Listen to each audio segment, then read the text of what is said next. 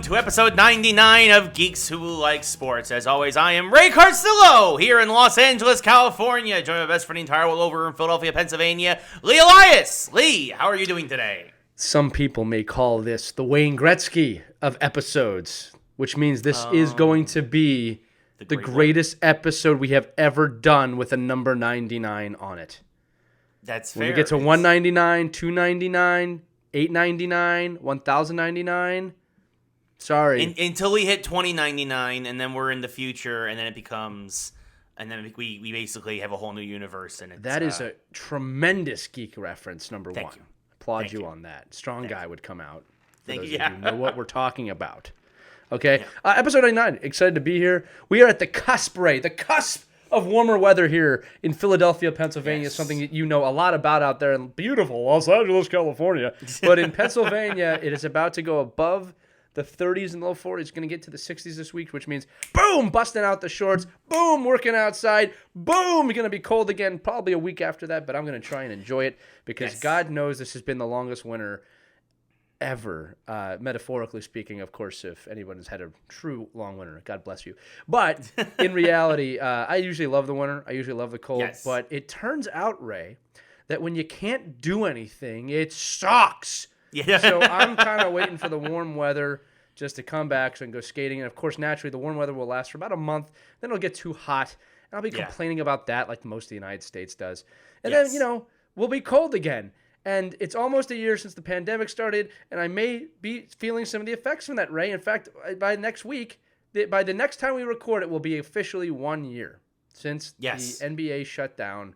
And I had the last date with my wife. Anyway, I'm doing great, Ray. How are you? Yeah, I've been in super deep isolation for all of that, so I completely feel you there. Yes. But yeah, it's also next week. But next time you guys listen to us, unless you don't listen to this for a couple of weeks, it'll be daylight savings time again. So the clocks go ahead next week. Yes. Officially marking that we are moving closer and closer. And the week after that is spring. So officially in the calendar, as again the time goes on, the cycle continues. And we are meaningless meat puppets on a larger plan that no one knows. Yeah, wow, this is an interesting start to the show. We hope you're still with us. Yes. This is your first show. God bless you. It gets better from here, we promise. Someone must. We have a big show for you, folks. Like Lee says, it is a great one. We have a lot to talk about from hockey, football, Space Jam 2. We've got Snyder Cut. As much as I hate discussing it, a lot of stuff actually came out this week that needs to be touched on. HBO Max, the comic books for DC and Marvel. But of course, we are kicking things off once again with WandaVision Recap and analysis. We did, of course, our weekly WandaVision watch-along over at StreamLounge.io. The series is now official. It is over. It is in the books. It has basically served its purpose as the prologue to Phase 4 for Marvel. And most of us are sorely disappointed because we were expecting a lot more. Yeah, this is our official complete review of the show now. So if you have somehow not seen this, spoiler alert. Spoilers coming, yes. Yes. So yeah, it's as expected. Some things we had Vision versus Vision, Hex Vision versus Real Vision, and of course, not surprisingly, how do you beat a computer? You use a paradox. That's how Hex Vision beat Real Vision. A very interesting game. The only winning move is not to play. Exactly. So. He basically gives him a riddle, and he then gets a chance to reveal his memories that are still trapped within his body without context, though he doesn't exactly have the feelings that he's supposed to have for Wanda or just in general, and he runs away. So White Vision is somewhere out there in the greater universe, which again was a sore point for me. I would have preferred for him, even with his... without the lack of context, without him having that feeling, to have still gone to Wanda and, I don't know, gotten into the big fight, which, of course, the big fight was Agatha versus Wanda. Look, I'm going to say this. I thought the fight scenes were the best part of the show, best part of the episode. I thought they were all well choreographed. I think that everything, made a lot of sense. Lots of special effects. But, Lee, first off, what are your thoughts on White Vision just running away? Yeah, look, my thoughts on this are going to be thoughts on a lot of the shows. And we really got to address this first, Ray, is that there's two ways to approach this show now. Mm-hmm. One is on what we assumed was going to happen based on things we had heard. And the other one is what the show actually was. I'll say this. From a hype point of view, it was disappointing because so many fans, so many people had so many high expectations for Multiverse and X-Men and Mephisto and all of these large kind of plot points. And at the end of the day, we were just kind of handed the Scarlet Witch, which is not a bad thing. Now, I've had some time to think about this about 3 days. And it's, when I think about it, I took a step back and I said, okay, what was the show? If I take out all of the TikToks and the press, what was this? It was Wanda's backstory. That's what it was meant to be. And it was meant to be a prologue, as you said, for Phase 4.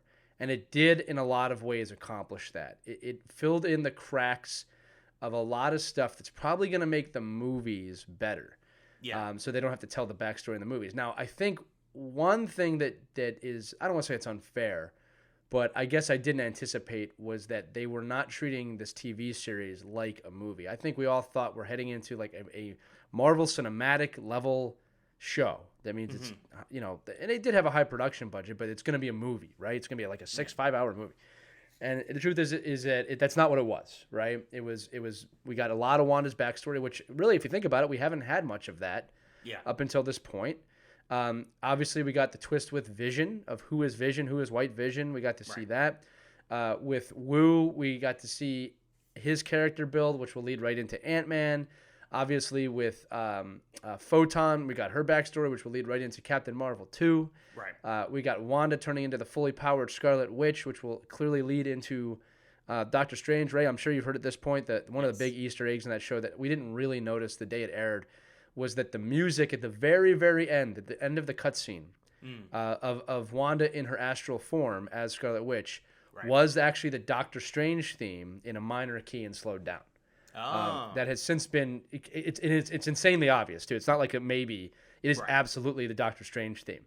So it served its purpose. I think the disappointment with this show again, and this is where I think Marvel might have underestimated its fan base a little bit, was that people are well read. We do search this stuff. People will research Marvel more than they'll research U.S. history. Yes, it's just true. So. Everyone's on their phone and trying to figure this out in the big turn. And the truth was there wasn't going to be a big turn. Right. One of the two things that threw this off, and this is what I said, if you dismiss these two things from your brain, Ray, it might change your feelings about the show. The first one, which is almost unforgivable, is the report that there would be a Luke Skywalker level cameo. Yes. Okay? Yeah. And there was not. Okay? Now, I feel kind of foolish with this, because once you take a step back and think about that, there is not anything bigger than the Luke Skywalker level event, number one. I mean, when we think about it, Ray, and we've had about over a month, 2 months almost to think about that one. Mm-hmm. That's going to go down as one of the biggest reveals in the history. It's one of the great moments in television, period. History. Yeah, like it's a top 5 like MASH ending Luke Skywalker on The Mandalorian. Yeah. So who shot JR, like all right. It's like Right. So like they never had a shot at doing that. And on one hand it's unfair, and on one hand it's unfair. What I mean by that, it was unfair for us to assume that. And that's why people are like Magneto's coming and Mephisto's coming. It's like, it was never going to happen. The other one was this kind of just misunderstanding that Doctor Strange was going to be in this somehow, right? Which he wasn't. And I actually, looking back, I don't even know where that came from. I think it was just an assumption that everybody chose to believe. I think because they had said repeatedly this leads into Doctor Strange 2, we figured that at the end we would get Doctor Strange to kind of build that bridge. Right. Now, and this is what I'm going to say. When you take all of that out of it, the show is called WandaVision. Right. And it did do that. It did do Wanda and Vision. And it did it well, to be fair. I mean, I'm not saying it couldn't have been better. I'm not saying there's some choices that I don't think could have been changed. But it did do it well. And when you think about how it ended, I almost feel bad that it was actually a very powerful ending that when you first watch it, the very first time you watch it, you're like, okay, well, where's Doctor Strange? Where's this big thing? And, I when you take it out and you watch, she gave up her children, she gave up Vision, very emotional ending scene, and she just kind of drives off. It's actually a really good ending. The more I think about it, from only the aspect that I'm saying of it, WandaVision. You know what I mean by that? Right. Yeah. But again, it's like almost a story of two shows here, isn't it? Like the show we wanted and the show we got. And I will say this: on our Stream Lounge, I gave it a 5. Yeah. Out of 10. My score's gone a little bit up. I think it's about a 6 to 6.5 now. When you take out some of those other things, not the greatest thing they've ever done. Definitely not the worst. It's my thing is that I still think it's the worst. I'm gonna still stick it with about a solid 4 out of 10, which is slightly up from my. I'm leaning more towards. I was between a 3 and a 4, and I gave it a 3.5. So I'm just gonna say it's a solid 4 now. I get it, and I do get a lot of it. And now there's the theory that Quicksilver Ralph Boner was the missing person, and that Ralph Boner is his fake name. Yeah, I don't know about that. I thought we would have said something if that's the case. Right. Like, I think that's a bit out there. I think people are still kind of, at this point, kind of grasping at straws to try and salvage all our mishandled theories. Although I will say... I still think that there's more to that story. I hope so. I do hope so, because I think Evan Peters, who really enjoys that role and had a lot of fun with it, and I think they kind of just, like... You have a really great casting there, and to kind of just throw it away kind of feels like it just feels wasted. And it feels like a troll job. And it feels like a troll job for a dick joke. I just think there's more there. I have a hard time thinking Marvel just is going to let that be. And like you said, it doesn't make sense to cast him.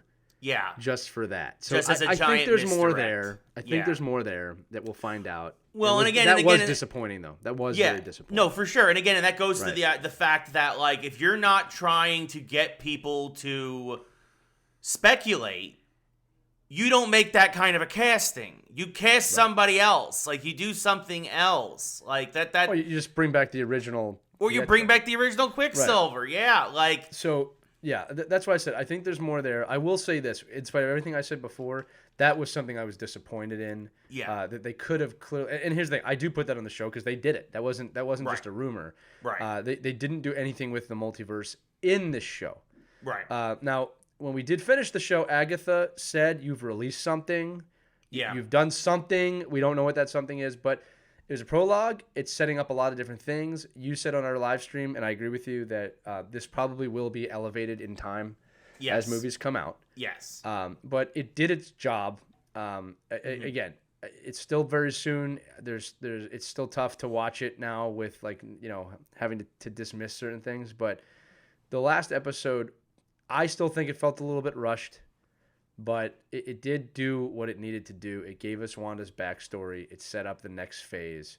We have very high expectations. It's been a year since a Marvel film came out. We're all very hungry to continue the story. There's a lot of things that play into this. So it's going to be interesting to watch this show again to see where it goes. And by the way, in White Vision, I have no idea where or when White Vision will come up. My best guess is Doctor Strange. But we have no idea where he's going to show up again. And we have to wait a week, and then we'll get Falcon and the Winter Soldier for 6 weeks, and it'll be action-packed comedy. I'm ready for that too. Yeah, it's gonna be a completely different tone. But again, I think too, the big thing for me with WandaVision, you mentioned not having the movies for a while. I think had this been a 2.5 hour movie, again, folks, the story they told was pretty inefficiently told over the course of 5 hours. Like, look, I mean, I get the idea of paying homage to all the classic television series, that in a way it's kind of making a statement about where we've come in terms of media, and I get there's this whole thing, but I think also in just terms of telling a story, it was kind of a gimmick. And I think that especially now that we know what ends up happening in the end, and I think that if you didn't give people the chance to speculate, if you had just given them a 2.5 or 3 hour long movie with basically the meat and potatoes of what this story was, people would have been a lot more satisfied. I think that, like you said, Lee, Marvel kind of misjudged their audience's intelligence, and this is what happens with Lost and with with Sopranos, with every other great episodic television show in history. You can't get mad that people speculate about your show and then get mad when they're wrong and that they're mad. It's like if you wanted to play it truly safe, you should have stuck this with a movie, because then over the course of 3 hours, people wouldn't have had the chance to speculate so much. It would have been like, oh, You know, yeah, that's a prologue. That makes a lot of sense. It's setting up a lot of stuff, and I think that it, again, this being drawn out hurt them way more than it would have had if it was a film. It will be interesting to see what happens when people binge it. Because, you know, if you were to watch the whole 5 hours at once, and I don't have the answer for this. Yeah. I wonder what it would feel like if you did watch all of it at once. Anytime you have episodic television, when a week is in between, our brains just naturally kind of assume, oh, well, this took place over 5 weeks or 10 weeks and or 8 weeks in this case. And the truth is this show, takes place over a week? I think if you really think about it. Like a week. So it makes you wonder, like, if you watch the whole thing in a row, maybe it doesn't feel like we're talking about. But again, that's on Marvel at the same time. Yes. It's not so much on us. And look, here's the thing. It was their first show. We said this weeks and weeks and weeks. They have to land the ship. Can they land the ship? It's their first show. They definitely landed the ship. Yes. Okay, there's no debate about that. I want to be very clear that Ray and I are not saying that they failed here. This was miserable and we hated it and they screwed up Game of Thrones. No, they landed the ship. And I'll be honest with you, if this is their first stab at TV or episodic, their first real stab, because they've had Runaways, they had Agents of S.H.I.E.L.D., but both of those have now been discounted and are not being counted. Yes, because they sucked. But if this is their first step with the main characters of the MCU, right? I'll say it can only go up from here. They'll learn from this, for sure. I also have to say this, because, I'm not trying to create a fight here, but Star Wars, they did a much better job. Yes. Jon Favreau, who is very well versed in Marvel, and Dave Filoni showed that The Mandalorian is an incredibly good show. Oh yeah, to date. This goes back to something that we've said for many years: is that Star Wars lends itself better to television. It does, and I think that this is also proving that Marvel probably lends itself better to big blockbuster movies, 2.5 hour long movies. You know, the thing with comic book movies, and Star Wars never suffered from this for multiple reasons, a discussion we could probably have in another episode. But, the tough part with comics is that you have 3 audiences. You have people like us that, like, really know the canon and, like, really have read this stuff and dedicated a lot of time to this stuff and now have a podcast somehow about it. You have the people that are kind of in the middle. Like, they watch the cartoons and, maybe they read a comic book here and there. Right. They get it. And then you have the people that really haven't read anything and that the MCU is their only outlet. And the tough parts on Marvel is to appease all 3 of those. It's not always easy. Yeah. All right. But when it comes to Marvel and comic book movies, this is true for DC too. The truth about the comic books is that characters can die and come back, or they're ongoing storylines. For example, Ultron continues to come back, all right, all the time. Superman has died and come back many times. Yeah. Right? Captain America has died and come back. Anybody can die and come back in comic books. And storylines can go on forever.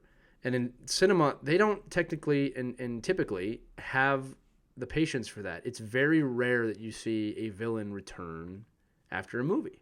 Yeah. In fact, the ones I'm thinking about are, Shang-Chi is going to revive a villain that I was surprised. Mandalorian, not Mandalorian. Right? That'd be amazing. That would be amazing if Shang-Chi. The Mandarin. If the Mandalorian showed up in that, I'd be like, what? This is the way. No, that would be a Luke Skywalker reveal. Was the greatest slip up in history. By the way, no. So you have that one, but like I'm also thinking, just like like we talk about Ultron and Dormammu and all these. They don't want to bring these guys back. They never do. They never do. I know a lot of people were mad about Ultron not being because it was like James Spader's listed in the credits. Like that doesn't mean anything, guys. It could just be he has to get credit because he was in a flashback from used footage. So, but anyway, look. At the end of the day, it's tough to do. They did land the ship. Yeah. It's not a 10. It's not Endgame. It's not Infinity War. All right, which had, I think, $1 billion budget. Yeah. All right. When you put everything in, it did its job. I am going to watch it again.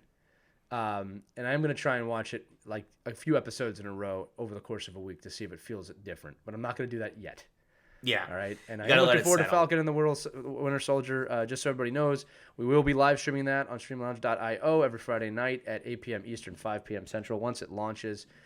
Shortly followed by Mighty Ducks Game Changers. I know we have a big audience that's excited to watch that. Yeah.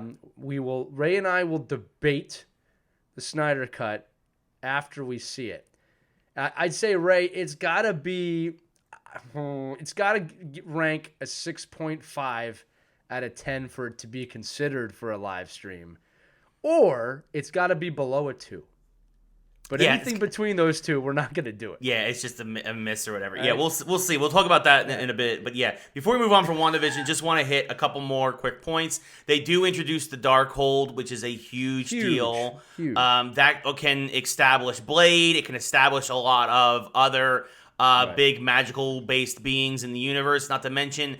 Wanda's reading it at the end. That's the big reveal. Is her astral projection while she's making a cup of tea is making the there you go, is reading that, and that obviously is, like Lee said, that's the big probably going to be. They've basically made her to be the villain, at least early on in Doctor Strange 2, right? Now she could be being influenced by Chthon, Mephisto. There still could be another big dimension. Bad. Whoever the big bad is in Doctor Strange 2, it doesn't necessarily have to be Wanda, but they've made her a Phoenix level type entity, which is what she is in the comics, and they did build it up that she's going to at least be the catalyst, and probably, as she tries to bring her children back, probably going to break the multiverse. That's kind of what the big. I will say this too: the most important line of the final episode of WandaVision, and I will tell you this: there were 3 moments in that show that were insanely important.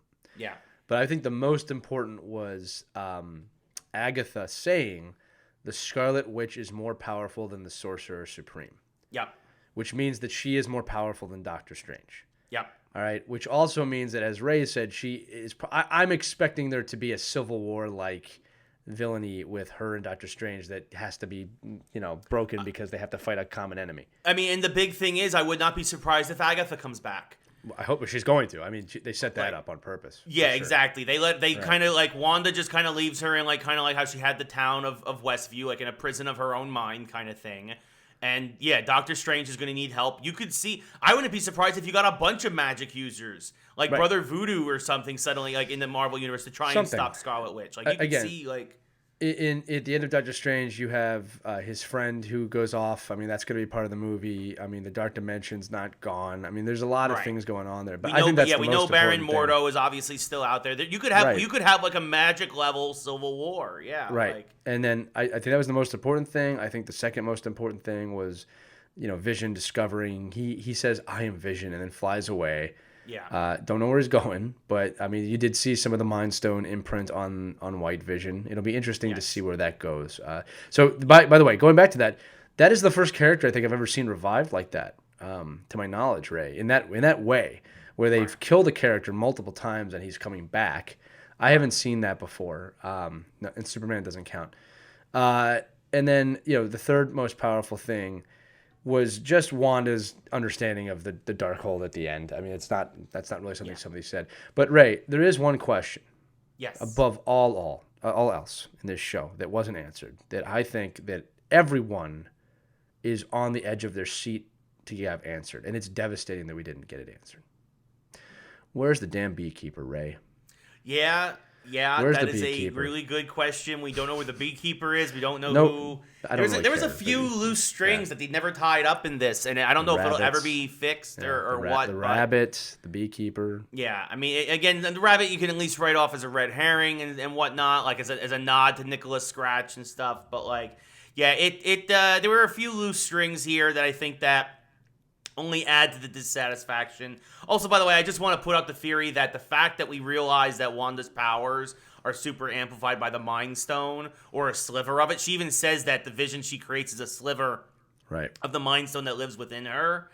It also kind of throws in the that was question, a huge line. It was a huge line because it basically means she's a walking Infinity Stone, which is like that is infinitesimal power. And I think that it throws into question the authenticity of the love that her and Vision have, which again, like the comics, isn't really real. It's always caused by an outside force. In this case, though, I wonder if it's the attraction of the gem inside her with the gem inside Vision's forehead, kind of pulling the two together. And either way, it works. Yes. It sounds cold, but either way, it kind of works. And that was what that scene, that flashback was in episode 8 of the stone kind of calling to her, which I thought was kind of cool. That was a great scene. And also I need to say, I love her superhero costume. I love that they've given her superhero costume now as the true Scarlet Witch. And I do want to see where it goes. But now the thing that sucks is that we have to wait a year. Well, I'll tell you this too. You're not gonna like this, but if you look at her new superhero suit and a lot of the motions that she makes, there's a lot of Magneto references in that. Yeah. A lot of Magneto references, so we'll see. We'll see if they ever go down that road. Speaking of Magneto and mutants and X-Men, it has been revealed. Kevin Feige has come out and said that the X-Men film that they will do at some point will be titled The Mutants. Now, for those of you who don't know, this, of course, is homage to what Stan Lee originally wanted to call the X-Men book, but his editor-in-chief at the time said, our audience is too stupid to know what a mutant is, so come up with something else. And Stan then obviously is like, well, they're Charles Xavier, so I'll call them the X-Men. And the editor-in-chief was like, oh, okay, that works. So I guess one of the greatest, again, talking about not trusting the knowledge of your audience, poor judgment, but I guess it worked in one of the best branding moves ever. But yeah, so we do know the mutants will be coming at some point. It's just going to be further down the line, but it is coming, and I do appreciate that they're paying homage to what Stan originally wanted to call them. I think it's a nice move. Somebody at Disney was probably like, yo, you need to say something about the X-Men. People are about to burn down the show. We better say something about the X-Men. You mean the mutants? Yeah, great, go with it. Yeah. This is called. We need to mention there was a ton of backtracking leading up to the last week of the episode. The director came out and said, I don't think fans are going to be very happy with how it ends. Paul Bettany even did an interview and basically admitted, like, I'm hearing all the fan theories of who the Luke Skywalker reveal is, about it being Patrick Stewart as Professor X, or Quicksilver, all this other stuff. And he's like, those are much better ideas than what we came up with. It's just going to be me versus me. So there was a lot of... It makes you wonder if they even ever considered it. Again, part of me goes like, how did you not consider that? Part of me goes like, well, of course you wouldn't have considered this. You filled this before the pandemic. We also have to remember that's one thing I was talking about yesterday. This was all meant to come out pre-pandemic. Yeah. Or like it was filmed and made pre-pandemic. 6 to 9 months ago. Right. So like we got to remember that like this was never meant to be the thing that brought us out of the year away from Marvel.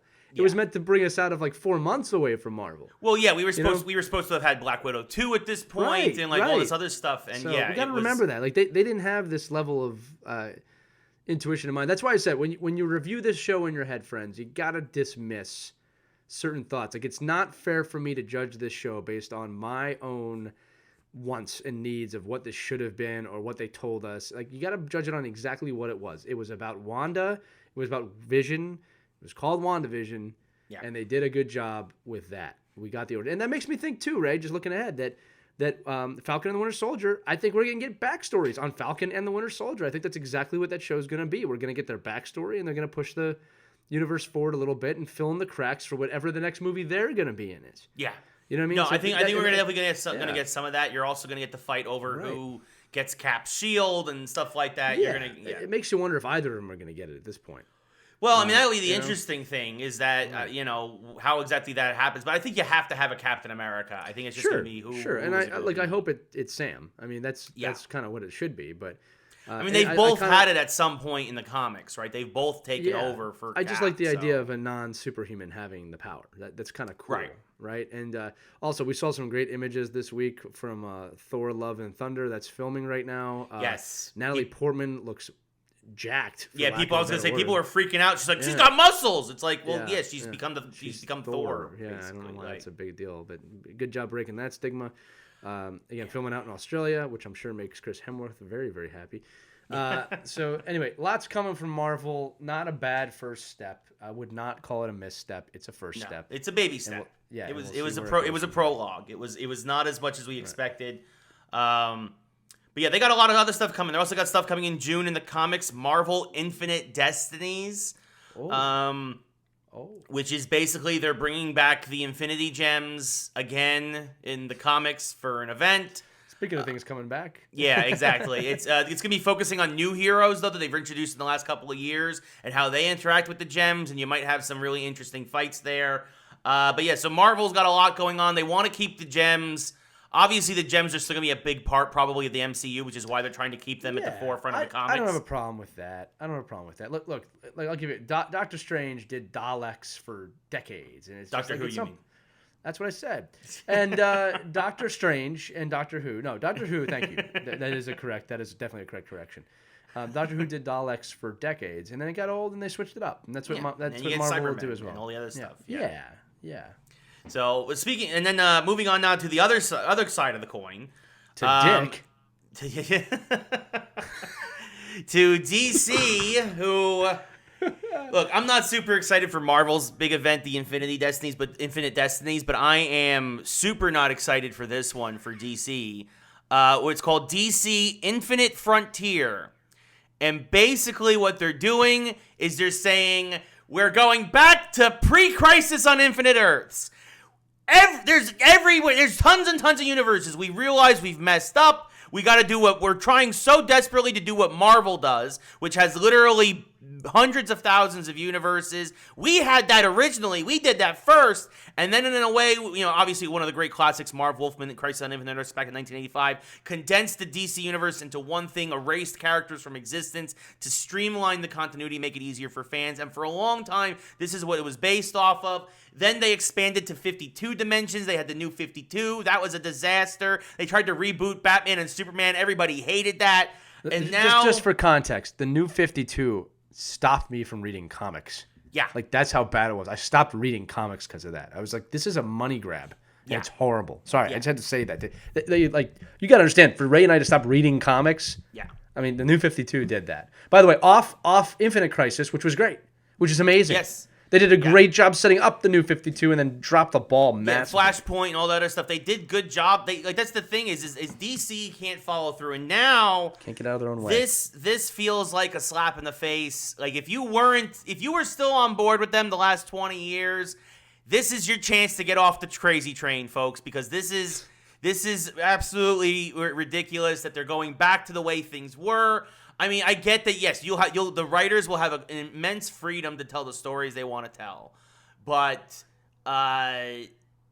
considering that they were the original Crisis inventors, that they were the ones who originally did these major events, and that now, again, they've run out of so many ideas that they're going back to square one, it feels like a Spider-Man One More Day kind of thing. It feels like this is just DC, you're just terrible. You're just terrible at this point. Anything you can do, I can do better. I can do anything better than you, Marvel. No, you can't, DC. Yes, I can, Marvel. No, you can't, DC. Yes, I can. You know how it ends. Yeah, and the fans are basically like, no, DC, you can't. Ray, we should talk about, to be fair, we should talk about what we would do, right? Like how we would remedy this, because it is a mess. Yeah. Right? So, look, the reboot... I don't think we're knocking the reboot idea. Reboots happen in comics. They need to happen from time to time. It's just the way they're doing it. Like, we're going back to the way it was. And how would you reboot the DC universe to be good again? Well, the first thing I would do is I would stop. I am putting you on the spot. I would stop doing it every 3 years. Think about it. In the past decade, we've had New 52, we've had Rebirth, we've had Flashpoint, we've had and now we've got Infinite Frontier. It's like you gotta let some of these ideas breathe. You know what? It reeks of desperation in the fact that Marvel has the lion's share of the comic book market at a 2-to-1 clip over DC. It reeks of desperation, and the fact that Marvel's doing another event, it feels like that DC's trying to counterpunch because they don't want to get buried. Because that's exactly what would happen if they didn't. I will tell you how I think what they should do. Okay. And I really want your honest opinion on this. Okay. So I think the problem is that DC's committed to storylines. Mm-hmm. And I think that's the mistake. All right. Yeah. Tell good stories. Exactly. This is where I'm going. Tell good stories, not one story that never ends. Yeah. So what I think DC should do, and Marvel has, by the way, every time they've gotten in trouble in the comics, they've done this and done it well, is start doing some, not one-off comics, but one-off stories. Yeah. Start doing some classic, you can even do Batman, Superman if you wanted to, but start telling just some great stories. I'll give you an example of someone who's doing this right now.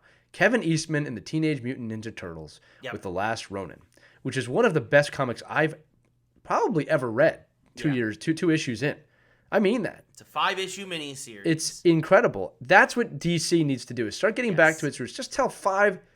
and here's the thing, you're not selling your comics right now. So make something that everyone's got to get, right? Do a 5-issue Superman, do a 5-issue Batman, do a 5-issue Wonder Woman. Keep some of these characters separated and just tell a great story. When you think about the greatest stories of all time, Ray, in comic book history, all right, don't get me wrong. There are some of the legacy, obviously Infinite Crisis and Crisis on Infinite Earths, and then obviously things in Marvel as well. But the ones that you remember are Old Man Logan, right? Yeah. You remember these, Red Sun, these massive, great stories. That's what I think they should get back to. Well, and also, you can still do it in the continuity of the comic book numbering. Batman Year 1 was in Batman. It was 4 consecutive months of Batman. Even some of the ones when I really started to buy my own comics and really get into them, I'll never forget this. Just having a fun little story against classic villains. I remember it was called the Jabberwocky. I think it started Detective Comics number 787. It was Mad Hatter and Man-Bat. Nerd. Against Batman. It was 3 issues. Right. It was Mad Hatter found a way to mess with Kirk Langstrom's mutation to turn him into the fictional Jabberwocky character from Alice in Wonderland, and Batman had to fight it. It was 3 issues, at a beginning, a middle, and an end, and it was great. And it was just 3 issues, and it was That's what they need to get back to. Yeah, That's what they need to get back to. Stop worrying about, we have an 85-issue plan for Batman starting here. In 2021, you have an 85-issue plan when people aren't reading comics the way they used to? Yeah. Just give me a 5 and make a big deal out of it. Yeah. I got to give a shout out again to Kevin Eastman. They've done such a great job. Think about the lead up to the last run. Listen, we killed 3 of the turtles. One of them's on his own. It's in the future. He's an adult. And then it goes, we all thought, Ray and I both thought, well, they're probably not going to reveal who it is to the last No, it's Mikey. Just want you to know right away. It's Michelangelo. At the end of the first one. And then Deal now with you got it. April and Kate and their daughter and all this other stuff. And each issue now is showing us how a turtle has perished. I mean, it's like, my God, I can't wait for the next issue. Yeah. I can't. Yeah. I'm 37 years old and I want a comic book. I mean, come on, man. This is that's what you do. Well, I mean, that's the thing. Even when I worked at DC and I had, I mean, it wasn't so bad because I got the comics for free. But reading Tom King's run, it was exhausting. And then you can clearly tell what issues are filler as they try to figure out what they're doing next, because they realize, because then they see stuff isn't working and they try to pivot. And it's like, you know what your issue is the fact that you wanted Tom King, originally, by the way, it's supposed to be 100 issues, and then I cut it down to 82 or 85 or whatever it was. That's not how comics are supposed to work. Well, I remember this too. I remember when maybe about 15 years ago, a little less. You and I were going to the comic book store every Wednesday. Yep. All right. Time Warp Comics and Games, who've been joining me on my Twitch stream lately, which is fantastic. That's all. We should get them on the show. We should interview them on this show. I think we should get a comic book owner on this show. That would be a store owner. That would be a great idea. Yeah. But I remember one time I showed up there, Ray, and you go, Lee, you're going to want to read this. And I go, what is it? It's Wolverine versus Hulk. Oh, yeah. Right? And I was like, oh, I definitely want to read that. I read it. First issue, awesome. I don't care if there's a spoiler. At the end of the issue, Hulk rips Wolverine in half, and he throws his legs 2 miles away. That's how the issue ends. It's like, my God, I need to know what happens next. It'll be out next month. Can't wait. Well, over a year later, it came out because they were focused on other stuff. How in the ever-loving hell does that happen? Yeah. How do you release a comic that ends that well, and then I have to wait a year for the next comic book? We're not talking movies here. We're talking comics. Yeah, I mean, delays are which common, means it wasn't but even drawn. Not a year and a half delay between issues. That was ridiculous. And they were focused on other things because One More Day had just happened. Right? So it's like trying to fix Spider-Man. Focused on the wrong thing, right? Granted, I do understand that Spider-Man is a infinitely larger character, especially at that time. Well, and I think it was also the Ultimate Universe. I think it was Ultimate Hulk and Wolverine. I think that's part of the reason why. Does it matter? Everybody loved it. Everybody loved it. Couldn't But believe again, they had to wait. Yeah. At the time, there was definitely some factions within Marvel where it was like the Ultimate line gets pushed to the side a little bit sometimes. Sure, but that's what I'm talking about. Again, we are talking a long time ago. That's the mistake. Yeah. Tell great stories that people can't put down. Yeah. All right? You'll sell 10 times as many if you market them just as well. Yeah. But we talk about this. Innovate the industry. Yeah. You're doing it wrong. You're doing it wrong, in my opinion. All right. Yeah. No, if you're still getting kids coming in every week, because let's be honest, comic books are more for kids than for us. If you're still getting the kids in every week, then maybe I'm wrong. But you let us know. You're listening to this show. I think it's time for richer stories with the greatest characters in history. All right. Yeah. not endless money grabs because you're desperate and you're afraid to change. Yeah. No, I agree with you, but I think unfortunately, like DC's just going to keep digging themselves a hole, and Dick. Yeah. So he won't say it, but I will. Dick Comics. But Ray has too much respect for the industry to do that, which I also respect. But speaking of innovation and speaking of comics, San Diego Comic-Con announced this past week that they are going completely online again this year, even though the vaccine is rolling out and numbers are going down and the pattern is good right now. Obviously, the virus is still out there. It's a huge concern. It's Comic-Con the right thing to do. Yeah, has hundreds of thousands of people, if not millions, depending on the descend on downtown San Diego every year. So they're shortening the event. Also, they said, this is concerning, they said because of money issues, because obviously they haven't been able to run an event in a year and a half. But they can't risk it. They definitely can't risk this being a failure, 100%. Right. So they've limited it. It's now July 23rd through 25th. It'll be online only for Comic-Con, and we'll see if we get any big announcements out of that. But yeah, it is. We haven't heard anything about PAX East in Boston, which actually is before that, in the beginning of June. But I think it's safe to say we're probably not going to see a in-person convention until the earliest next fall. The earliest. Yeah. And I'm guessing that you probably won't see anything until 22. That's just my guess. All right. I also think you're going to see some of them combine. I think you're going to see some of them fail and die.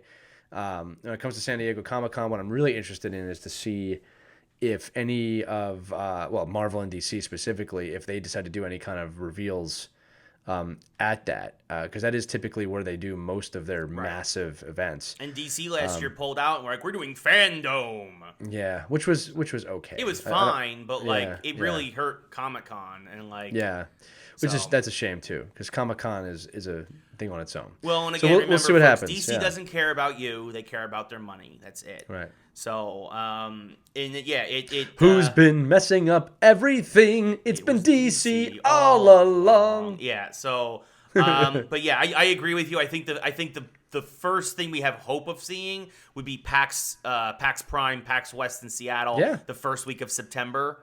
If that we have any hope of having. I hope we're there. I hope you and I are there live. Yes. Vaccinated and ready to go. Yes, I agree. And catch a Kraken game right afterwards. It'll be nice. Preseason game. Yes, for sure. That would be cool. But yeah, we've got so other interesting things. Of course, we're talking about the streaming services and innovation and a lot of other stuff.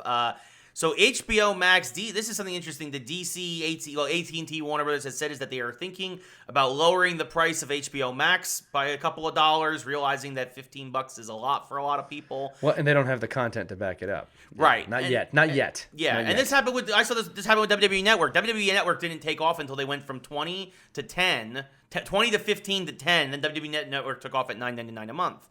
So HBO is thinking about cutting their price a couple bucks. Meanwhile, Disney Plus has confirmed the end of March they are increasing their price by $1 across all their services. So if you have the Hulu, ESPN, Disney Plus package, it'll go from $12.99, I think it is, to $13.99. If you just have Disney Plus, it goes from $6.99 to $7.99. And they do have the content to back it up. Big time. So again, it's still a deal at this point because of it. So it'll be interesting to see what happens there. Keep in mind, right, too, most of us got it for free for at least a year. Most of us got that for free based on our cell phone providers. Right. But Disney, I would pay $10 for that easily at this point, and they know it, and they know that. Right. So a slow price hike there for Disney. Be interested to see what happens with that. But yeah, so there's that. And then, of course, that leads us into the big thing that's coming in a couple weeks on HBO Max, which, of course, is the Snyder Cut. They're putting out Will Smith. The Snyder. Oh, you meant the Snyder Cut. Okay. I thought you were talking about Fresh Prince of Bel-Air or something. That was very good, by the way, the Fresh Prince of Bel-Air. The 30-year anniversary. Real quick, Ray, before we jump on that, just HBO Max lowering the price. It is interesting. It's probably the smart move. I think, this is how funny. I think if Game of Thrones had a better ending, I'm being serious, they would have been able to ask more. But I think that ending was so bad that they miscalculated this. Because here's the thing. People would have wanted to watch Game of Thrones over and over again. Yeah. And they would have paid for it. One of the reasons people have Disney, it's not so much the new stuff. It's I get all the Marvel and the Star Wars and the movies and I have kids and it's wonderful. That's why people love it. So HBO doesn't have, they do have good content. I'm I'm not trying to snake them like they don't have anything. I did say that. They have plenty, but it's not $15 a month. Right, it's not worth. Yeah, right, exactly. Yeah. They were trying to get people into the old HBO subscription model, and a lot of people were not on board with that. And Wonder Woman did not do what they expected. I mean, it did great number wise, but they expected, I think, a lot more people to. Well, I think a lot of people canceled. They got it for the month, and they canceled after they saw Wonder Woman. I want to say this too: like HBO isn't what it used to be. It's kind of like ESPN. It's not. Yeah. I'm not saying this to be funny. It's not the worldwide leader in sports anymore. No. All right, and HBO is not home box office anymore. I have competitive options. Yeah. To be honest with you, they took far too long to make HBO Max. Yeah. Right? Well, I mean, even that internally, I remember when we were at DC Universe, like, we all saw the writing on the wall. We all knew DC Universe was just a test run for whatever was coming next for HBO. And, like, it took them way too long. Like, they worked out the bugs with DC Universe, and then they waited, like, another year to put out HBO Max. And it was like, were you guys literally just, it took you just that long to figure out the branding for this? Like, what's going on? Like, this should have been. Well, they don't care about you, Ray. They care about their money. Well, yeah, well, that's the funny thing, though, is that if they really cared about their money, they would probably make less stupid. I mean, that's the thing. They make so many stupid decisions. It's amazing that they're so focused on their money because they don't know what the hell they're doing. That's true. Again and again. Anyway, speaking of this, going into HBO Max and the Snyder Cut, there were some more trailers this week, whatever. The big thing that came out was on Friday, supposedly some storyboards from what would have been Justice League 2 and 3 were released. We do know that some of these are legit. Some of these have been confirmed, including the big one that Batman and Lois Lane had a relationship while Superman was dead.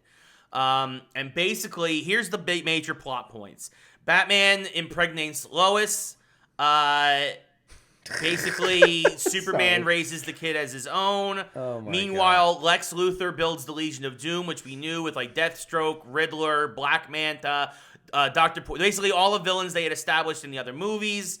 Darkseid tries to invade Earth. Lex strikes a deal. They kind of split it. And then basically, Riddler figures out the anti-life equation, kills himself.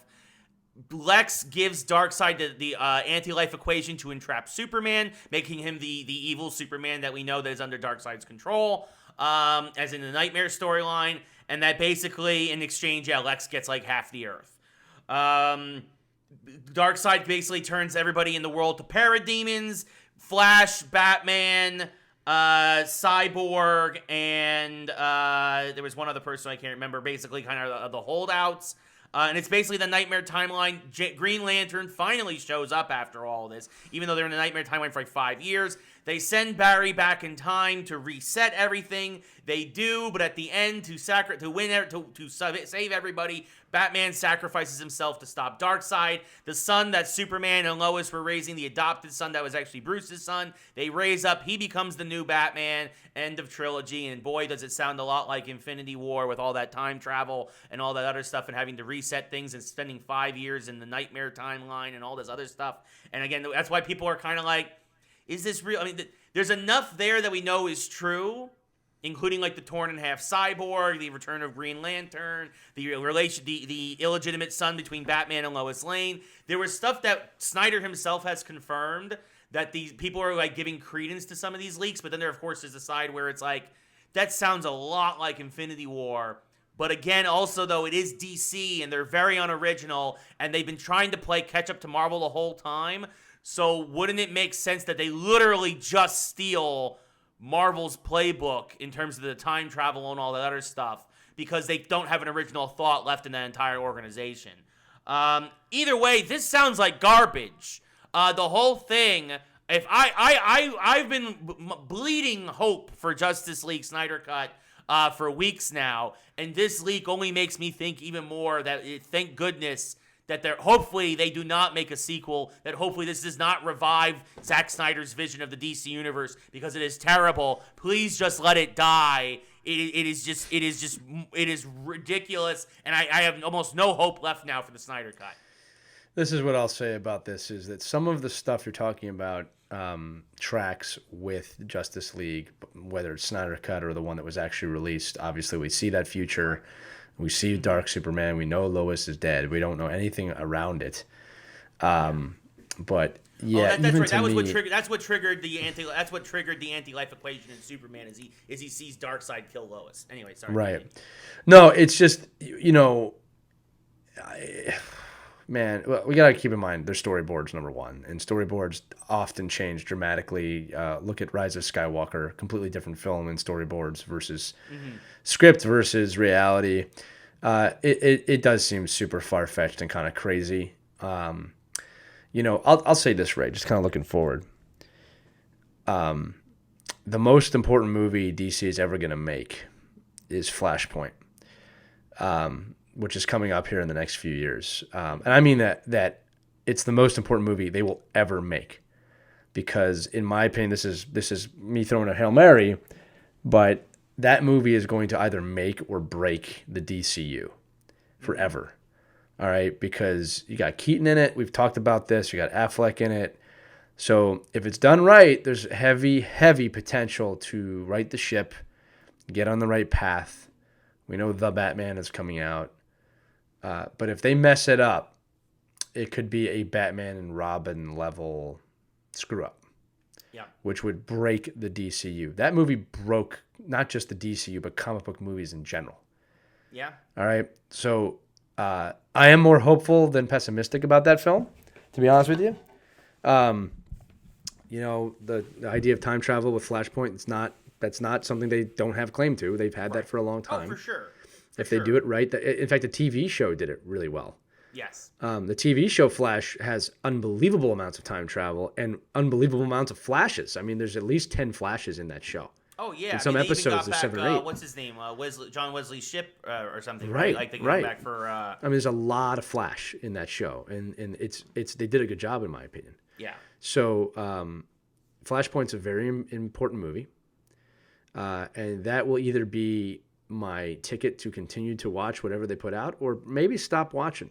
I'm not gonna lie to you. Like I still haven't seen Aquaman. I've heard good things about it. I haven't seen Aquaman either.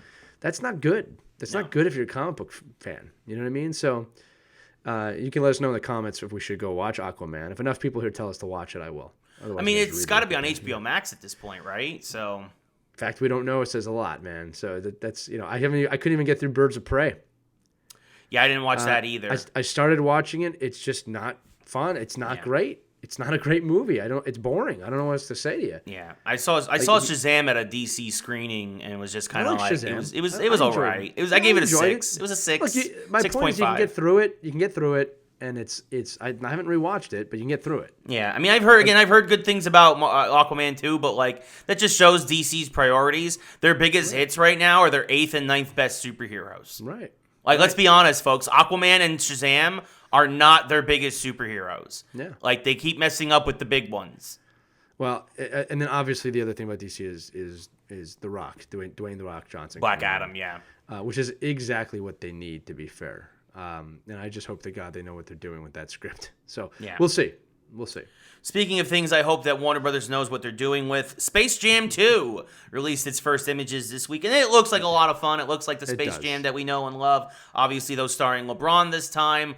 Yeah, I don't know much about the story. I think that whatever it is, it'll probably be fun. I can tell you the story. LeBron James is going to get introduced to the Looney Tunes, and they're going to play basketball together to play Evil Power. Yeah, so there you go. That's the basic gist of it. Of course, here's the real question. Is Michael Jordan going to be in that film? I hope so. I hope so. I know a lot of folks hope that he makes some. I think you have to make some sort of a quick cameo. He has to have a cameo, right? Like he has to. So does Bill Murray. I think a lot of the guys from the original ones should. I think that'd be a lot of fun. Also, there's been a huge blowback on the internet because they redesigned Lola Bunny. Oh my God, I was going to bring that up. People, come on. Like, well, she's not as sexy as she was. Do you hear yourself when you say that? It's a cartoon bunny. Shut up and enjoy the film. Seriously, you guys take some of the stupidest stuff too serious. Like, she looks fine. She looks fine. It's whatever. Yeah, it's whatever. She looks like a Looney Tune. Yeah. She looks like a cartoon bunny rabbit. Yeah, like, oh gosh. Oh, anyway, so I'm not even gonna comment anymore on that. But yes, I'm looking forward to Space Jam 2. I really am. Yes, I agree. I listen. The powers that be are going to try and politicize that movie. I'm not. it's a kid's movie. I'm going to look forward to seeing it. I'm going to see it with my kid and try and make sure that that's all we focus on. Yeah. We've talked about this 100 times. Don't understand any hate towards LeBron James. So there shouldn't be any hate to him in this. It's no different than when Michael Jordan did it. Not at all. It's just 25 years later probably. And you just enjoy it. Yeah. Yeah. Hope the Tasmanian Devil shows up. And I hope the Monstars are in it. Yeah, I think the Monster. I don't know if it's the new Monstars or what the deal is. Yeah. This is one of the most epic showdowns of all time. Anyway, the images look great. I'm looking forward to it. It did look like there was a human crowd, which is different from the original film where they're in space, in the cartoon world. Yeah, right. where Jordan's the only real one, and it looks like more people are real, and then you have the Looney Tunes in there. So yeah, they also have an incredible amount more technology at their back this time. So I'm looking forward to this film. I want to see what LeBron's special stuff looks like. And we'll see where it goes. The juice, or whatever it was called. Michael's special stuff. Yeah. That's right. Yeah. Secret stuff, whatever it was. Right. Exactly. Last thing on the docket for the geek section, small thing. A little bit of video game news. Aliens Fireteam was announced. It does look kind of cool. I'm not gonna lie. It's kind of like a Left 4 Dead, kind of a horde mode thing, right? It's for colonial marines, for space marines. And it's against a swarm of, xenomorphs. Reminds me of Predator a little bit. Yeah, the Predator game didn't do very well. Right. But I'll admit that. Yeah, but that's kind of what it reminded me of. The idea for the Predator game wasn't bad. Right. But this one has a swarm. Right, and that's the question: is can a smaller developer pull off this idea? And I think that's going to be the big question, is that a lot of times there's a lot of great ideas out there in the games industry, and it's a lot of execution that falls flat. So we'll see. So that was announced this week. Aliens Fireteam coming out later this year, I believe over the summer. Could be a multiplayer hit or a multiplayer flop. We'll see. There's a big push lately in games for multiplayer-only games, for better or for worse. Some of them do well, some of them don't. The market is very crowded right now, so we'll see what happens with Aliens Fireteam. See if the brand alone can carry this to success. Take a look at the trailer for that and let us know what you think, because it is pretty interesting to see what's coming. Yeah. No, for sure. So speaking of what will be interesting, coming will be the next football season as we move on now into our sports section. Ray, before we jump into this, may I introduce this one? Sure. Because we all know J.J. Watt was released by his own volition. Mm-hmm. And nobody knew where he was going to go. Now, we were thinking so many teams, right? There's so many teams that could have got this guy. I'm thinking Green Bay, Minnesota, he's going to go back home. Or maybe he goes to Buffalo. Maybe he goes to some of these teams that are really close. Yeah. So, but just in case you haven't heard where he's going, some of you probably know. When I saw this story, I was shocked. And what I proceeded to do, because I noticed that when I saw the story, it had only been published minutes before I saw it, which means it was fresh. Mm-hmm. So I called my best friend Ray. I said, Ray, listen, we're going to play a little game here. I said, J.J. Watt has signed to a team. And I said, I want you to guess where he went. And you're going to make 31 guesses before you get it. And almost did. I probably went through every division. Two-thirds of the league I probably guessed before I got it. All right, it's literally one of the last places. It's not that it doesn't make sense. It's just kind of an afterthought team for most people. But man, Ray went all around the league. Yep. We went through a lot of different people. Like I said, he knew it wasn't Houston. Yeah. Yeah. So we had 31 guesses, and yeah, I mean, again, we obviously the biggest rumors were Green Bay, Pittsburgh, and Buffalo. Buffalo on the cusp of probably being a championship team. Green Bay as well is just a couple pieces away as Aaron Rodgers' career is coming to a close. And, of course, Pittsburgh because his brothers play there. So, and it was none of those. He went to Arizona. The Arizona Cardinals. I mean, it was an interesting story. He said he ordered 31 different shirts because he was going to do the reveal of him working out. No matter that was his plan. But 2-year deal. I think what was it, $34 million? I think something like that. It was a nice deal. Yeah. So I mean, it's good for Arizona because if it doesn't work out for them, they're only on the line for a couple years. They have a solid team. They are on the upswing. Kyler Murray had a really good sophomore season. Obviously, that defense is starting to come around. Arizona has good pieces in place. I don't know if he's the piece that gets them over the top, like he might have been in a Buffalo or even maybe a Cleveland, lining up on the opposite of Myles Garrett or something. Like, I think that it's a curious decision. It really is. I guess he wanted to stay in a warm weather city. Yeah, but, that's what I think about. He picked a place he wanted to play, a team he wanted to be on. This is probably more of a personal decision than people realize. Yep.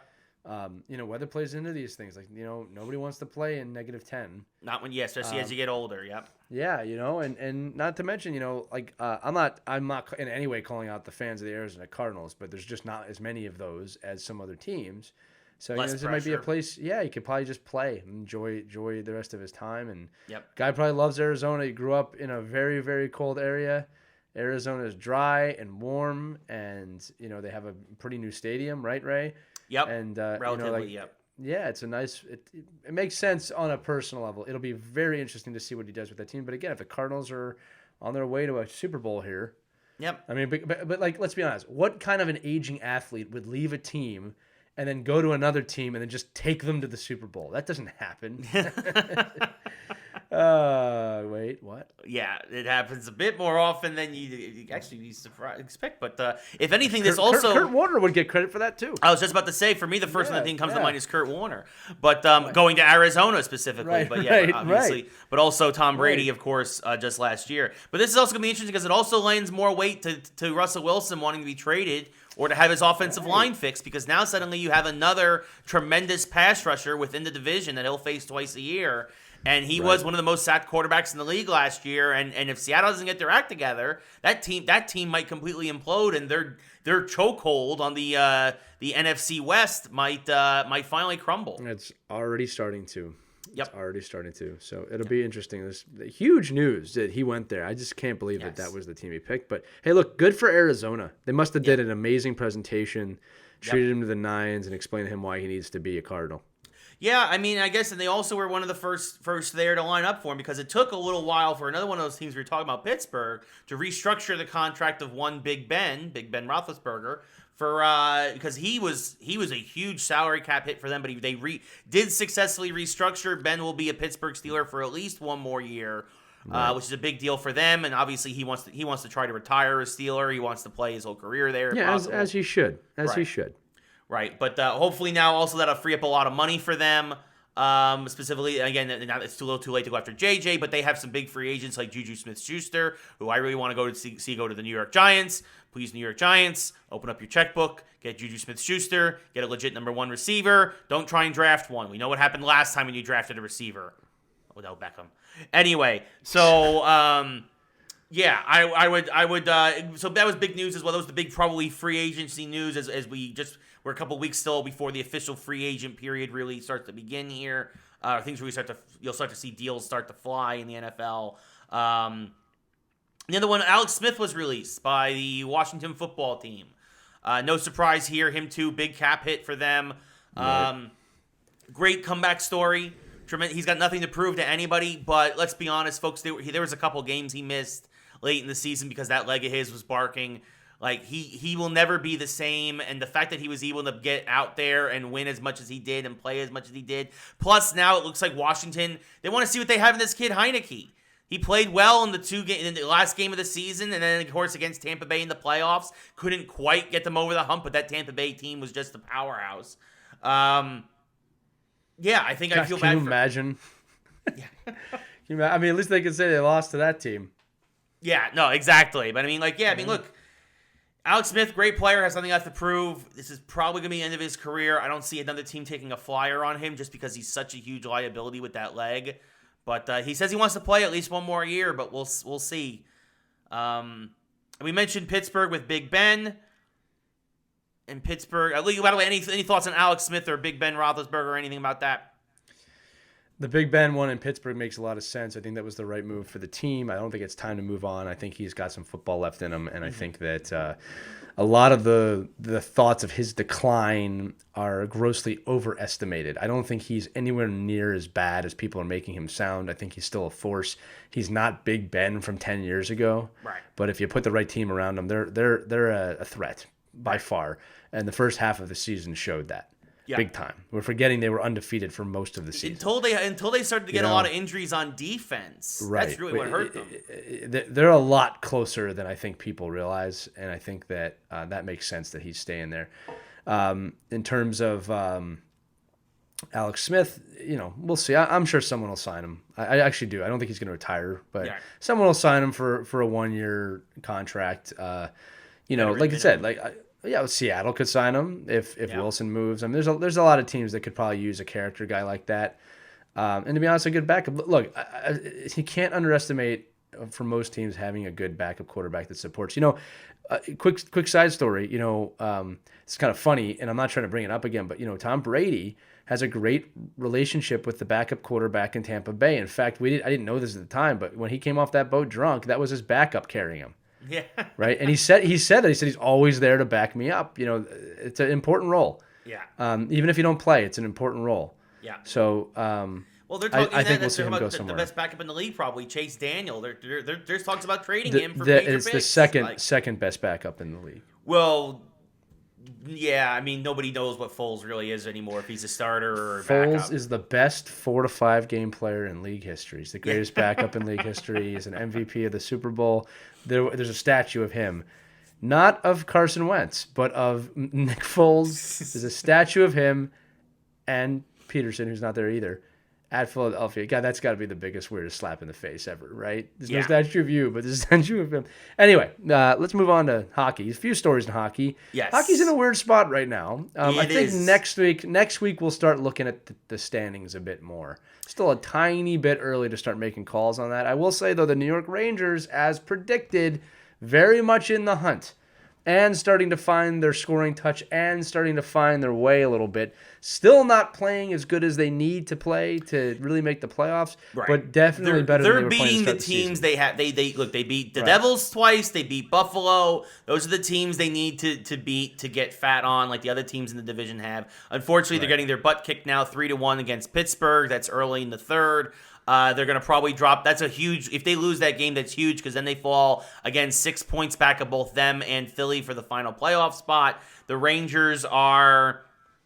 Look, I don't know if it's too little, too late, but next week will be the halfway point of the season, pretty much. That's why I said that. Next week we could start looking at that kind of on a weekly basis and seeing who's well. I'm going to say this Plus, again. Plus, Shesterkin got hurt, which is a big deal for the Rangers. Right. So, Look, the last 10 games of the season are going to be very, very playoff-like for every single Is team. Panarin coming back? The Rangers have a lot more questions still than answers, although they have won 5 of their last 6. But again, they're going to lose tonight to Pittsburgh, it looks like, unless they get a miracle comeback in the third. Unfortunately, that'll probably, to me, it just kind of shows this. They're not at the level of competing with the biggest teams in the division. They're solidly 6th. Right? They're better than the Devils. They're better than Buffalo. By far. And then also, by the way, everybody who's saying the Rangers to send a boatload of stuff over to Buffalo for Eichel, you're out of your mind.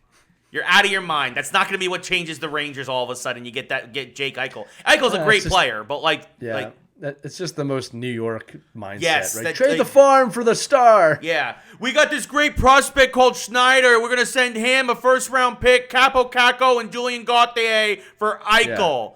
Yeah. Has that ever worked for New York, Ray? No. Like the blockbuster trade? Has it ever worked for any of the teams? Maybe the Yankees.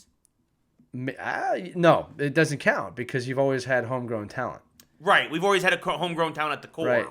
Right. You have signed some superstars, don't get me wrong, but most of them weren't superstar trades. No, well, right? I mean, probably the biggest one would probably be David Wells, Graham Lloyd, and Homer Bush for Roger Clemens.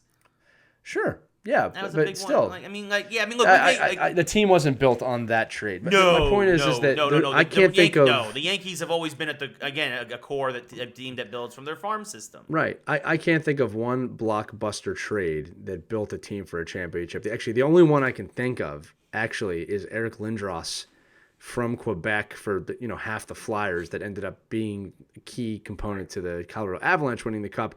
Keeping in mind too that they also got a huge piece in getting Patrick Waugh, which everyone seems to forget when they're bitching about the Flyers trade.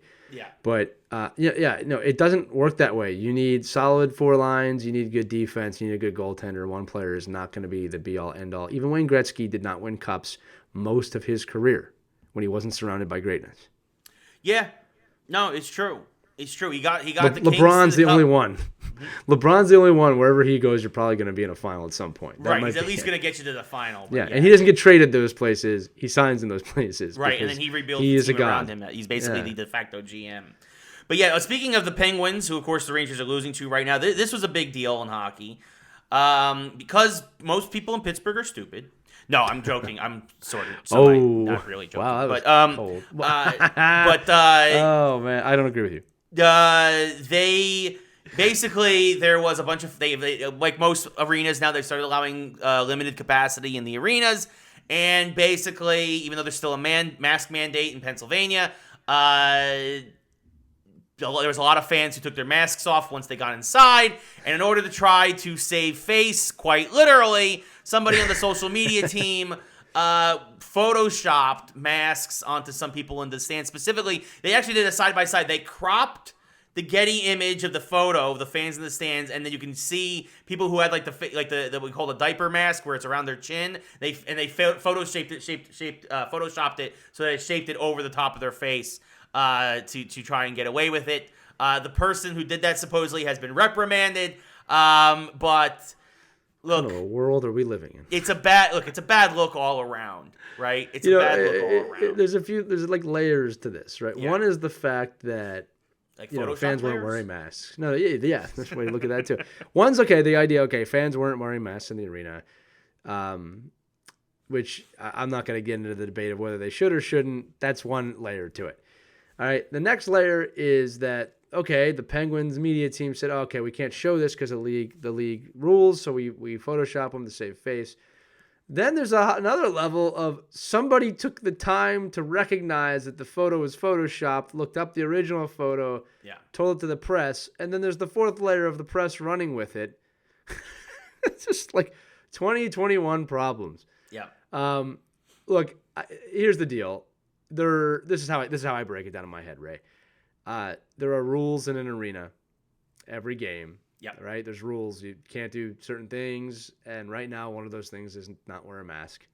So whether you agree with that or not, it's not my point. My point is if it's a rule, it's a rule. If you're going to be in there, you have to follow the rules. And it doesn't sound like anybody was going out there telling them to put their masks on, or if they weren't obeying, which would be an ejection for any of the other rules being broken. Right. Can't throw stuff on the ice. You can't, right? Yep.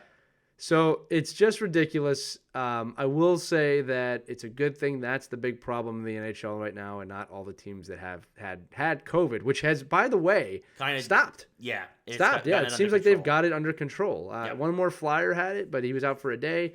I've seen, obviously, the mandatory one-day sit-outs. Crosby had to do that for potential exposure. Right. But for the most part, it seems like they've gotten under control, which is good news. Yeah. Now, speaking of hockey and weird stories like this mask one, there's also two other stories that happened this past week. Both down in involving Washington. The Washington Capitals, who are going to beat the Flyers tonight. Showing solidarity with you and your Rangers. So a couple weeks ago, Alex Ovechkin, the great eight,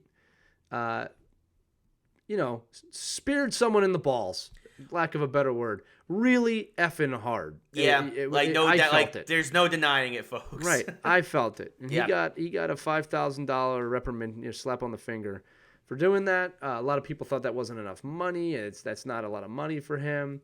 And I thought about it, and here's the thing about an NHL game: it's you got to see the full story of the game. Why did he do that? What was the reason for that? It's Alex Ovechkin. What I mean by that is that Alex Ovechkin's not known for doing things like that. He's not known as a dirty player. So something happened.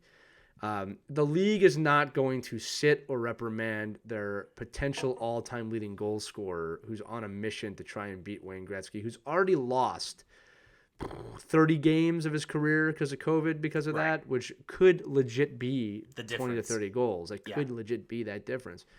So I don't know if 5,000 was a lot of money in terms of, Ovechkin. I mean, it's not. Right. But it did send the message of, look, if you do this, you're going to be punished. You're a first-time offender. Okay. Now, unfortunately for Washington, about 2 weeks later, John Carlson, basically he's playing the Boston Bruins. I'm sorry, Tom Wilson. Tom Wilson. I was going to say not Carlson. Tom Wilson. I don't know why I said John Carlson there. Tom Wilson, who has a history of this, of being a bit thuggish. One of the old, bit of an old school throwback in some ways. He's a pest. He's a goon. Yeah. That's his goon. Game, yes. Right? Yeah. There's nothing wrong with that. I mean, well, I shouldn't say that. Look, there's still goons in hockey. Okay, most of them can play now. He threw a hit in a game against Boston, cracked a guy in the head really hard. Guy was in the hospital after the game. Yep, gonna probably miss some time. Right. We heard that he had an in-person meeting with the league, which usually means a pretty vast suspension's coming. He got 7 games for a hit to the head. Yeah. You know, a guy almost makes a guy impotent. He gets $5,000. Okay, I respect Ovechkin. A guy hits him in the head, and I saw this hit many times. It was a hit to the head. It is suspendable. I'm not debating that. Yeah. Was it a dirty hit? It's always tough to tell. Anytime you see something in slow motion, it looks like it's intentional. Yep. Yeah. I don't know if he really meant to hit this guy in the head like he did. Again, he has a history of that. Right. People are going to say, listen to this. Of course he did. I mean, he went on the board. The guy's head slightly down. He rammed his head in the board. It was rough. It was not a good hit. Again, right. It's suspendable. I don't want to say it's not suspendable. 7 games. In a shortened season. In a shortened season, which is, by the way, not that he doesn't, that's a few $100,000 per game. I think they said $310,000 he's going to miss. Yeah, when you think about the Ovechkin thing to that. Yeah. Right? That's a little weird. It's a little weird, and I'll tell you this: that the way the league looks at this stuff is, look, they're not comparing the Ovechkin thing to this. They don't look at things like that. Right. It's a case by case thing. It's a case. The Ovechkin thing happened. They moved on. What the league does is they say, okay, this is a hit to the head. We have a 0 tolerance rule with hits to the head. You get a maximum suspension or whatever that is. Not the biggest suspension of all time. Right. All right. But that's 7 games. That's like a 10th of the season. Yeah, right. Little, is there, or is it? It's more like an eighth, but yeah, still, like it's a huge chunk. It's. Yeah. I mean, again, and this is it's like you said before, like you hinted at with Ovechkin, because he doesn't really do this. This is a bit of a reputation thing, right? Wilson has done this stuff before. He has been reprimanded before. And I'll say I looked at the hit too. I looked at it well after the fact. I looked at it slow mo and in full speed. Slow mo, like Lee says, make everything look worse. I'll say this: big things you look at for hits to the head in the hockey. He did not leave his feet. Right? He did not leap up. He did not throw himself as a weapon towards somebody, because we've seen that before. We've seen that over the years. It was the dude's head was down against the boards, and he came in like a house on fire. Yeah, and he hit the dude, and look, and that game was chippy also all along. Wilson had gotten into it, really throwing a really physical hip check at center ice. They showed earlier in the game against a couple of the Bruins, and he plays a physical game. Again, like Lee says, I think this was suspendable. Also, a big deal. Totally. The refs didn't think it was that bad in the moment to call a penalty on it. Right, which I think you also have to take that in consideration. I think that because, it's like the NFL, right? It's just what are we doing? Where's the consistency here? But it's I could see a big fine. I could see maybe even up to a 3-game suspension. I could have seen, but 7 seems to me, with all the facts that you have, this really feels like that you doubled the suspension basically on his reputation alone. I think that's kind of a shame, and it shouldn't be done. And but I guess they're trying to send a message.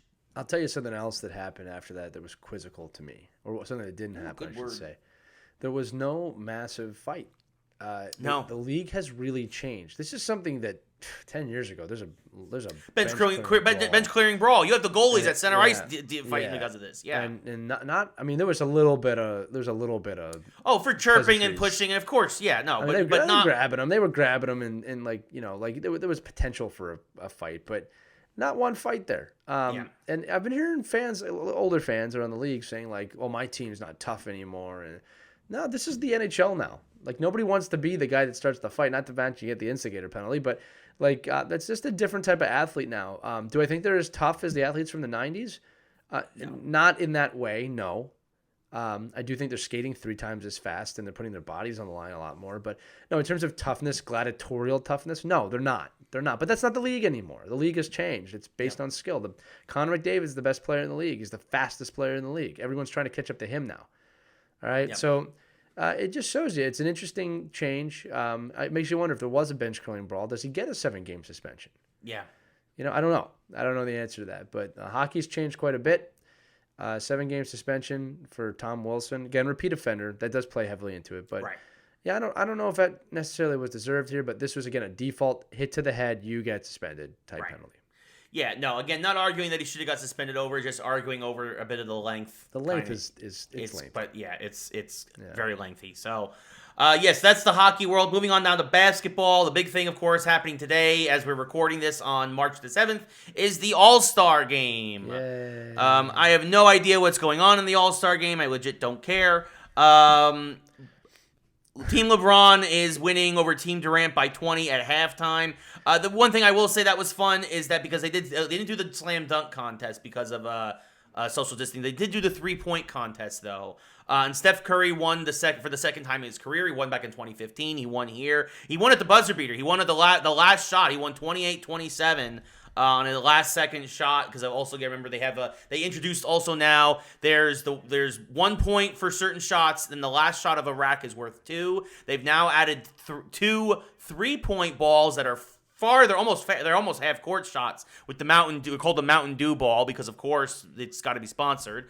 And Curry hit both of those. He hit the extra long threes, which were the difference. So no surprise there. So congrats to him.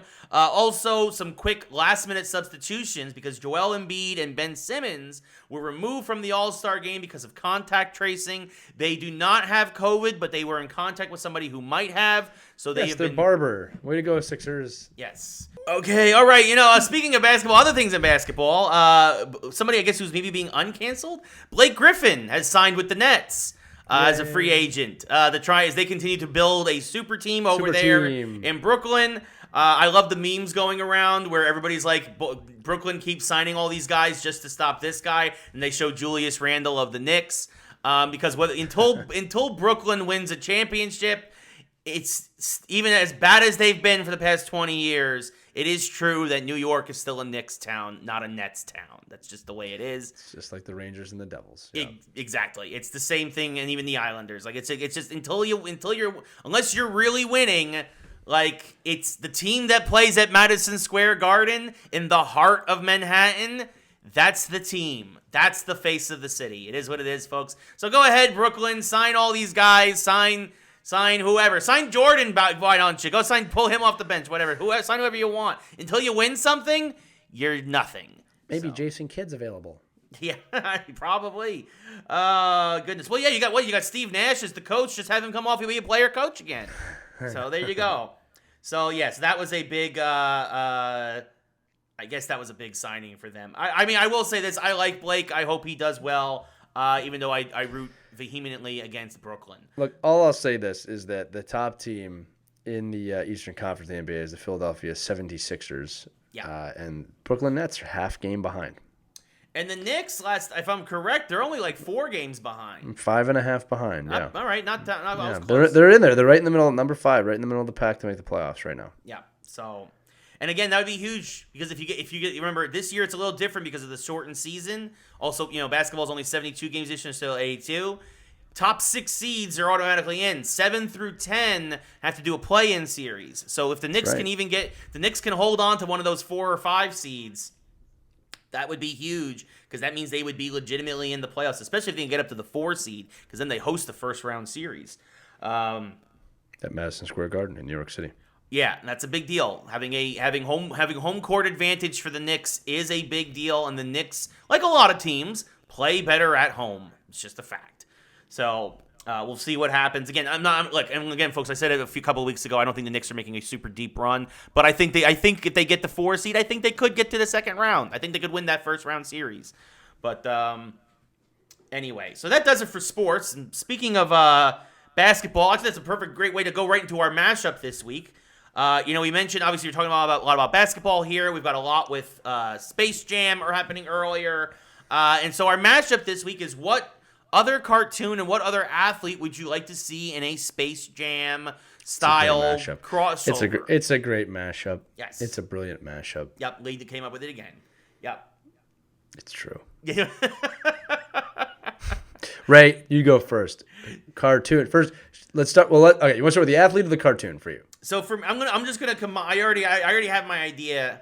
Well, let's reveal it. Let's make a big reveal. So the big thing would be if who's the athlete? Do the athlete first. All right. So the athlete in his Skittle munching glory would be Marshawn Lynch. Marshawn Lynch. Yes. Is playing. He meets the Teenage Mutant Ninja Turtles. To play football against the Foot Clan. The Foot Clan. Think about it. Look at it. It's brilliant. It's a brilliant idea. I'm guessing this is 7-on-7 then. It's right. It'll be 7-on-7, right? You got obviously you have to have April, Casey, Splinter's Venus, the coach, and then Marshawn. Is there. Right? Maybe you have Venus there. Venus, you know, like Casey said, yeah. Right. So you've got you want Bebop and Rocksteady on your team. Or are they on the other team? They're on the other team. Bebop and Rocksteady are with the. That's a tough team. Yeah, with the Foot Clan, right? Shredder's the Krang is the coach. Shredder's the quarterback. Right. And then obviously you can just put in as many foot soldiers as you need be to fill out the ranks. Like, and that's the funny thing too. As Marshawn goes beast mode on all of them, and the especially if you go with the robot ones, they keep breaking. Shredder just keeps pulling in more robots off the sideline to replace them. Or what if, in order to get the game-winning touchdown and go into beast mode, Marshawn is exposed to mutagen, becomes a literal beast, and that's how he destroys the Foot Clan. You thought this out far more than I have. You know what? I'm proud of myself because Lee gave me the mashup maybe 10 minutes before we started the show, and I immediately was like, "Oh, Marshawn Lynch, Teenage Mutant Ninja Turtles." Sometimes they just come to me. Sometimes they just. Well, yeah, you're being inspired by a muse. Yeah. So of course things just come to you. Yeah. So I don't know, but yeah, that's my idea. Marshawn Lynch meets the Ninja Turtles. And, takes on the Foot Clan in football. So that's my idea. That's my mashup. So mine's a little weird. I want to see. I'm taking some liberties here. Okay. I want to see the Philadelphia Fanatic. Okay. Take on Mario and Mario Baseball. That would be fun. I will pick an athlete in a minute, but like, I just something about the Fanatic, or maybe the Fanatic and Gritty go to play couples volleyball, like, against real people. But no, this was a hard one. Okay, look, so the obvious one that I picked, the problem is this isn't that great, but it is funny, is to see, one of the Anaheim Ducks. We'll just say Ryan Getzlaf for fun right now. Okay. Play against the Ducks. The actual animated, the animated Mighty Ducks. Right. So he could be like, why am I here? Right? Because there hasn't been too many. Like, I don't know how many cartoons would do well in hockey. I mean, I got the Wolverine, the Deadpool with the Canadian connection. That would be kind of fun. Right. Right. But who would I want them to play against? Because hockey players have no personality. Yeah. That's So it's like, I can't pick a hockey player that would have a personality that would be fun.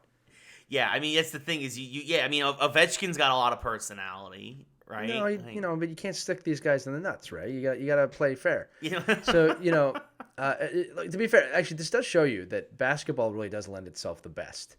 Right. Like, if the Looney Tunes were going to play a sport, it probably would be basketball. There's a lot of more personality there, yeah. Right. So, but that's how I look at it. I mean, I thought about the X-Men, I thought about all these cartoons, and I think you hit the nail on the head. I think Ninja Turtles would be the most fun for sport. Yeah. Marshawn Lynch in football would make a lot of sense. This versus the Foot Clan. That's a really tremendous answer, and I'm not going to be able to beat it. Oh, thank you. All I'd say is the Turtles on Ice would be good. The Turtles with Casey Jones in net. Yeah, I mean that's the thing. I mean Casey plays hockey. We know that he plays all the sports, but particularly he's a big hockey guy. You know what? There it is. I want the Broad Street Bullies of the mid '70s to take on the Ninja Turtles in ice hockey. And Casey Jones. And Casey Jones. You mutant bastards. I could just see that, right? No communist or mutant's going to get by us. That would be a fun, bloody matchup. Turtles bleed green, only in the comics. Yes. Actually, they bleed red now. Yeah. If you read Last Ronin. Yes.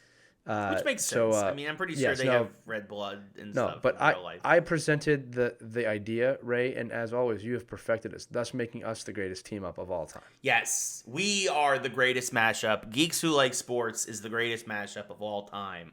I enjoyed feeding you that transition there too. That's what I do. Thank you. Yes, and actually, that's going to allow us to transition right on out of the show. But we want to know what you guys think, of course. What you think? Sorry, yeah. I'm sorry. So, we want to know what you think. Yeah, so please let us know below, obviously, with comments. Comment on anything we talked about today. Of course, our matchup, we always appreciate hearing from you guys in the Facebook group, or, of course, tweet at us, Instagram. You can email us directly, Ray or Lee at geekswholikesports.com. All kinds of stuff. We always love hearing from you guys. Ray, next week is episode 100. We have episode 100 coming next week. Do you know what that means is also coming? What that also means is coming. Merchandise? Merch! We got to have merch next week. We are going to finally have merchandise. We are going to launch it next week. So we actually, that's even more reason to wrap up the show now, because me and Lee need to go work on that. So thank you all. I've been working on it, Ray. I've been working on it for a while. Good, because I have not. So that's my job. That's what I do. I've been thinking up Marshawn Lynch and the Teenage Mutant Ninja Turtles, and Lee's been working on merch. You can tell who's more important to the show in the long term compared to the short term.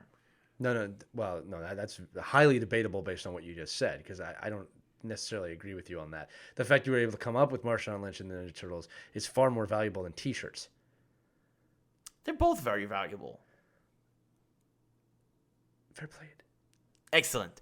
All right. Well, on that note, thank you all so much for tuning in. We really do appreciate it every week that you guys tune in. But yeah, and we appreciate everybody who's been here for the whole ride. 99 episodes are in the can. Next week, our 100th episode celebration, which will probably be just like the previous 99, but for the most part. But we appreciate it anyway, everybody for tuning in. As always, we do. It really does mean a lot, and we do hope to have some other big things along the way to announce soon. Besides merch, we do. We got a lot of stuff. We do have some big things coming. We got a lot that we are working on, and we appreciate everybody who supported us this entire way. So for Lee, I am Ray. Thank you all so much for listening. We will see you next week with Geeks Who Like Sports, episode number 100. But until then, this has been episode 99. Thank you all for listening. Good night, everybody.